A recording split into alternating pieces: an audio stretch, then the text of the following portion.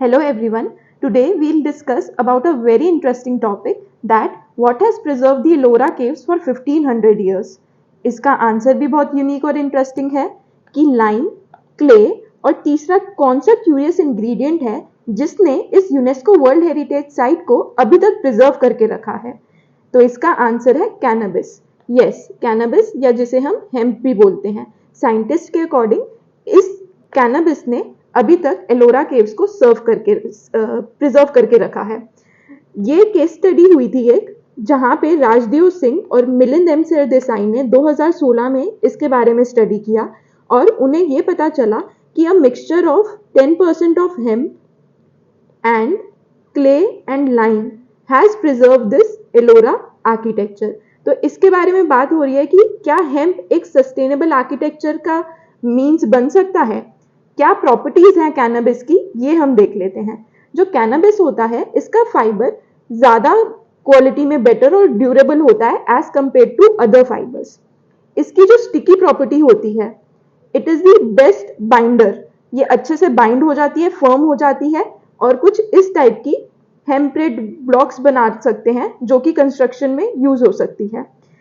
इसकी एक और भी खासियत है कि it stores heat, it is fire resistant and it also absorb about 90% of airborne sound।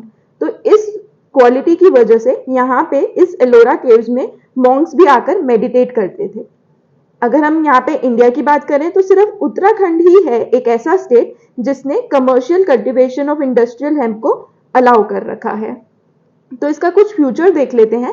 क्या हेम्प आगे आने वाले टाइम में फ्यूचर में यूज हो सकता है, जैसे कि फ्लाई ऐश यूज होता है। तो क्या फ्यूचर है हेम्प का।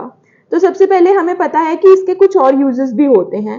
तो हेम्प और मैरिजुआना में कोई साइकोएक्टिव ड्रग होता है, कोई साइकोएक्टिव कंपाउंड होता है जिस वजह से ये बहुत फेमस है among the youth and other population. अगर हम मैरिजुआना की बात करें, इसमें ये वाला जो ड्रग है ना, ये कंपाउंड ज्यादा होता है एज कंपेयर टू हेम्प। अब हम बात करते हैं अगर हम इसे कंस्ट्रक्शन मटेरियल में यूज करेंगे तो what will be the use in society. ये यूज भी होगा कि मिस यूज होगा, एक ये क्वेश्चन है कि अगर हमने इसकी अलाउ कर दी इसको कल्टीवेट करना, तो what will be the use और misuse in the society given its various usages. Legalities की अगर हम बात करें तो ऐसा लीगल प्रोविजन है इंडिया में कि अगर साइकोएक्टिव कंपाउंड 0.3% से कम है तभी आप इसको लीगली सेल कर सकते हो इंडिया में। इन केस ये 0.3% से ये साइकोएक्टिव कंपाउंड ज्यादा है तो इसका सेल बैन है एंड अगर आप इसे सेल करते हुए पाए गए तो आपके ऊपर स्ट्रिक्ट लीगल पेनल्टीज लगेंगी।